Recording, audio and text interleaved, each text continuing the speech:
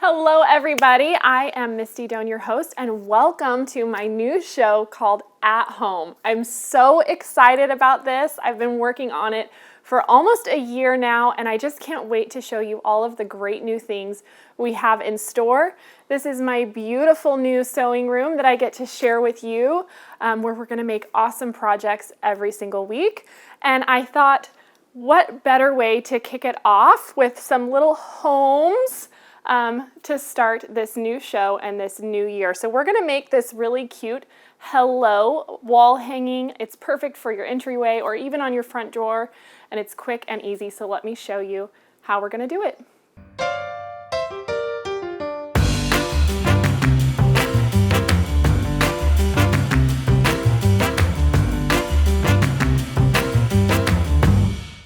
Okay, so let's go over supplies first to get you started. For your background, you're going to need an 18.5 by 24.5 piece of background material. I just use this beautiful cream yardage. You're going to need one package of 5-inch squares. I used Urban Farmhouse Gatherings 2 by Primitive Gatherings for Moda. It's this beautiful black, gray, and cream collection that's perfect for that kind of modern farmhouse style. You're also going to need, of course, some binding and backing, and I chose this pretty floral print. In addition to that, you're going to need our Missouri Star tumbler template. This is made to fit on 5-inch squares. This is the small size, and you're going to need a little bit of lightweight fusible. We actually have our new Missouri Star So Light Fusible Adhesive. It comes in both this size, which is 2 yards by 17 inches wide, or you can actually get this big roll of 15 yards by 12 inches. And I have to show you this really cool little trick with this roll. So I don't know if you guys have seen these cute plastic wrap containers that we have. They're adorable, but I switched out the plastic wrap and I put the fusible in mine so that I can get to my lightweight fusible quick and easy, and then I can just use this built-in slicer to trim it off when I need it. So I recommend going for this one. It's super handy. And we also made a pre-cut pre-fuse option of the hello letters that you'll see on this project. Obviously, if you don't want to purchase the pre-cut option, the letters will be in the pattern for you to trace, so you can get those there as well, but this makes it so easy and so accurate. So I think that's it. Let's go ahead and get started. I'm going to show you how to make these adorable houses that you see arcing over the hello. So we're going to take our tumbler template and our 5-inch squares. I'm using just the grays and blacks for the houses, just because I really wanted them to pop. So I've got a stack of a few different shades here. And I'm just going to lay my tumbler template right on there and trim this side. And if you have a rotating mat, you can use that, or you can just carefully rotate your fabric. Make sure you're being safe when you're trimming, cutting away from yourself. There we go. And we have those trimmed off. And now we're going to add the doors to them. So to do that, we're going to take one of our light 5-inch squares and a 5-inch square of that lightweight fusible that we have, and we're going to press the wrong side to the bumpy side of that fusible. Make sure our iron is nice and hot and that it fuses all the way across. Okay. So now I'm just going to take my little ruler, and for this I do like to go ahead and trim off the peaked edges just because I want these to be nice and straight. And so now that I have a straight line, I'm going to measure over 1.5 inches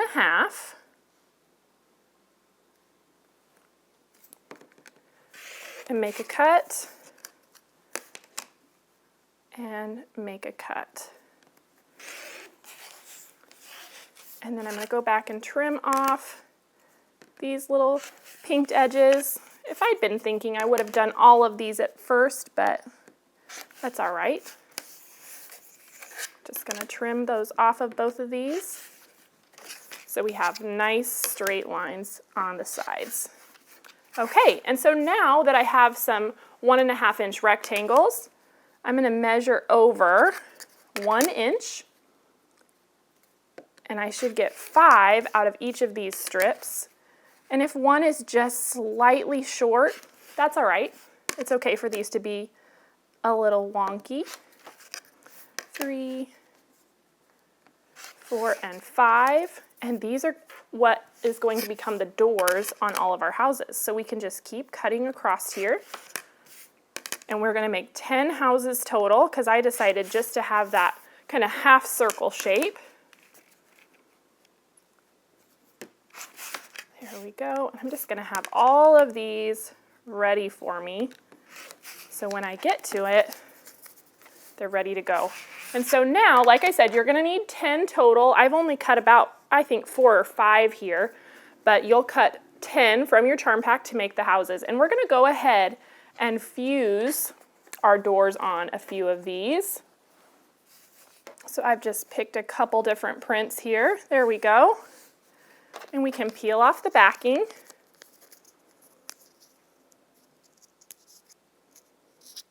You can always kind of crease that paper, or you can score it with a pin. And we're going to center it on the skinny side of our tumbler. So I'm going to take this over to my pressing mat, and I'm just going to eyeball that that's in the center there, and we're going to fuse that together. I'm going to do the same thing on these other ones. You're going to do this for all 10 of your tumblers.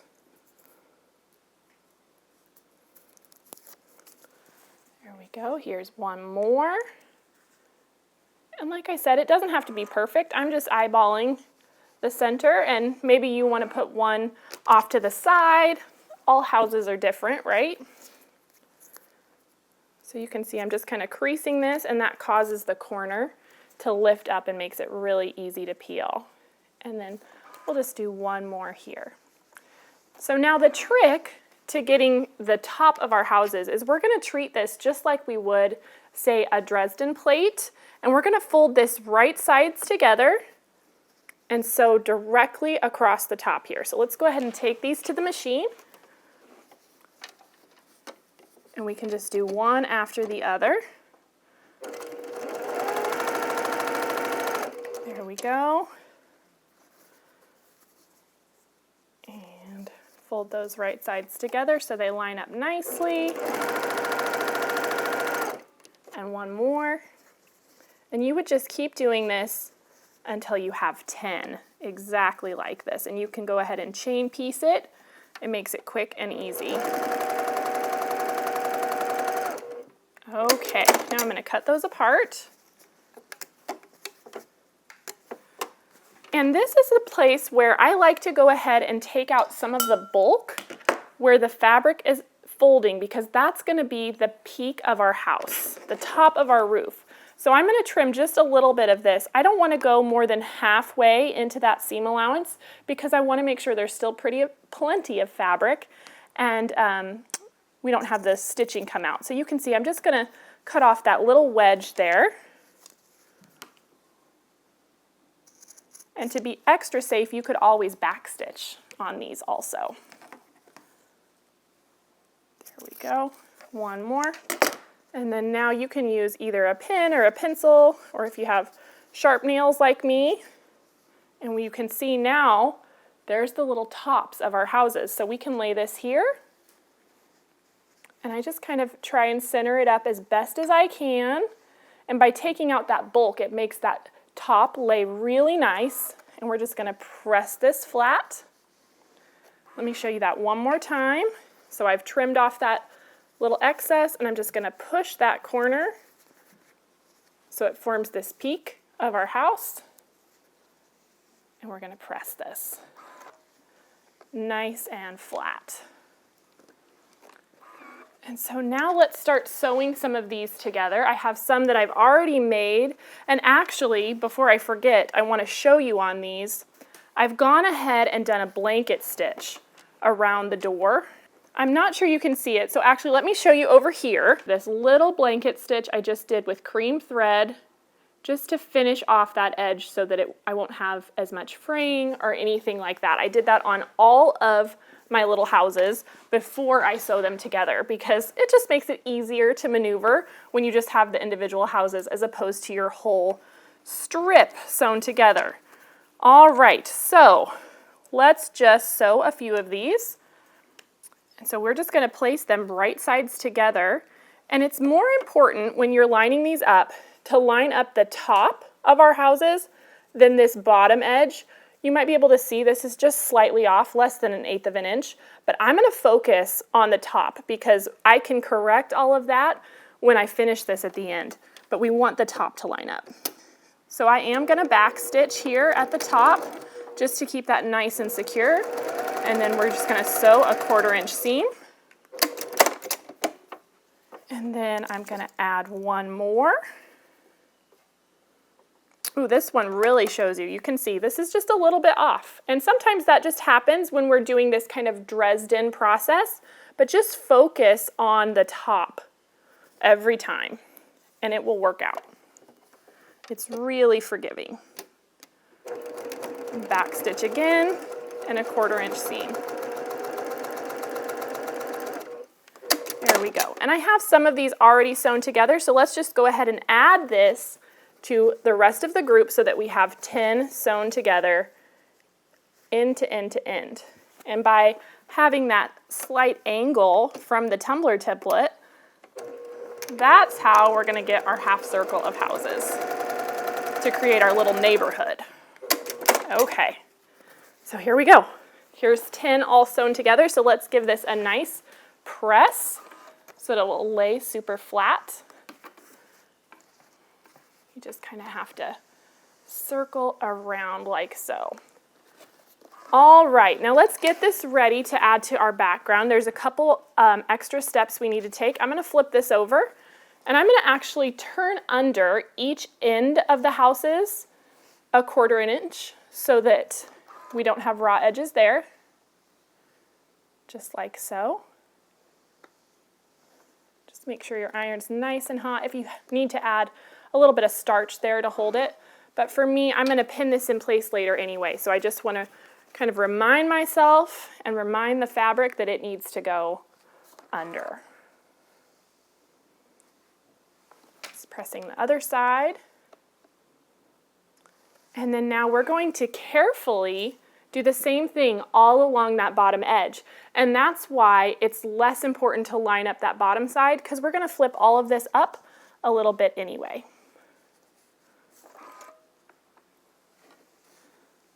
And it will kind of naturally arc, which is what we're looking for. So just take your time and roll all of those edges up, because we don't want any raw edges in this finished project.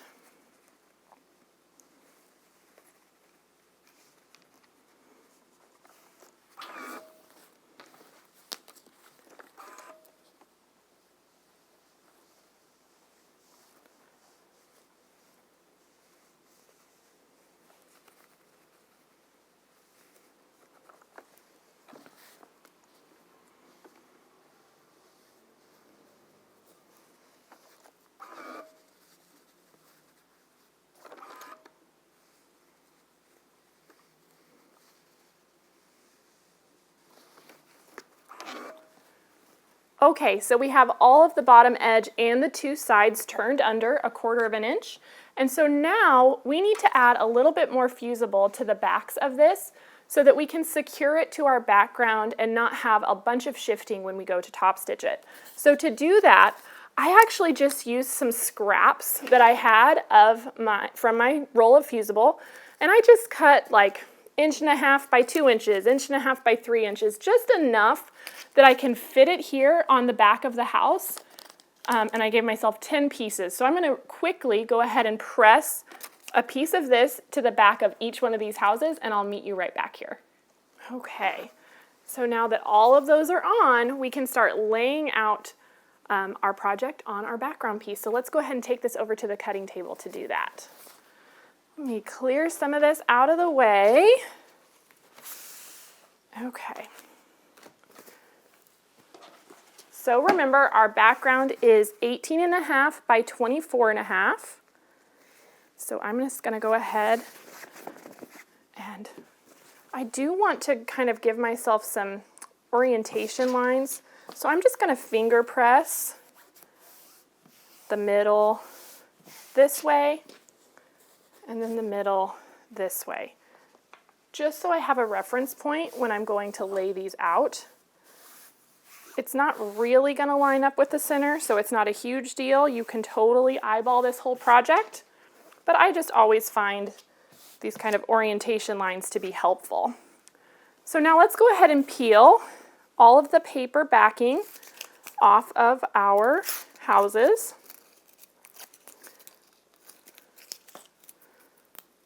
We'll get that out of the way. Throw those in the trash. And you can see all that's being left behind is that shiny adhesive. And when we hit this with an iron again, it will fuse this to our background.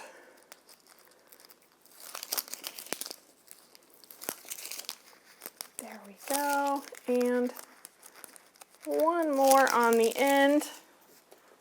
And we can put this down. So we know, because there's 10, that the center should line up right on that center line that we pressed in place. And then it's going to arc out in both directions. So I am just going to eyeball that. And a couple of these little spots on the bottom aren't wanting to stay turned under, but we can again just kind of finger press those in place.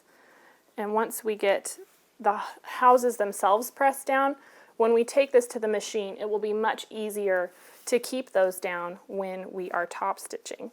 So I'm going to grab some pins. I have a few here. And I'm just going to put some pins. I'm going to work from the center out. I'm just going to put some pins right here in the tips of these houses, and about every other one is plenty, because I just want this to be close to where it needs to end up. There we go. And one more at this end. And a couple more on this side.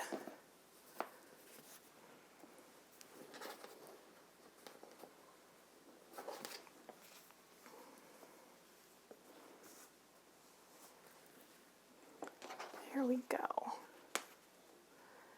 By putting our pins along the top, I don't have to worry about it getting in the way of the fusible that we put behind this. So now that I've got this pinned in place and I'm happy with that, I'm going to go ahead and hit this with an iron so that that fusible will then act as the pins, and I can take this and top stitch this whole thing. So let's go ahead and press this down now. And remember, you don't need to worry, because we didn't cover the whole back with fusible, you don't need to worry about the edges that are going to be turned under at this point, because it's not in the way of the fusible at all, and we can handle all of that when we go to top stitch. So we're just going to press this, make sure it fuses.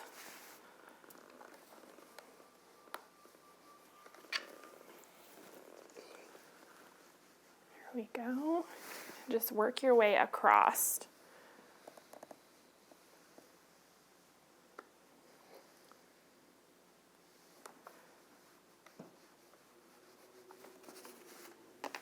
Perfect. Just a little bit more here.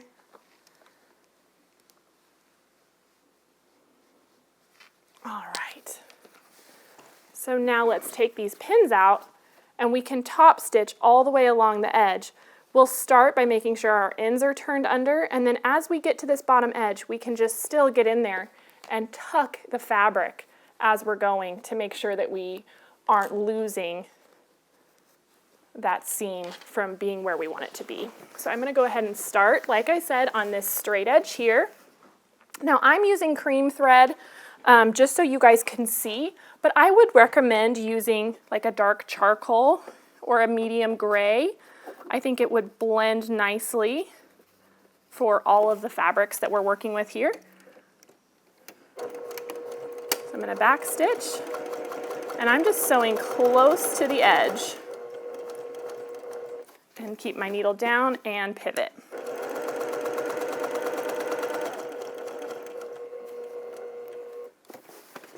And pivot.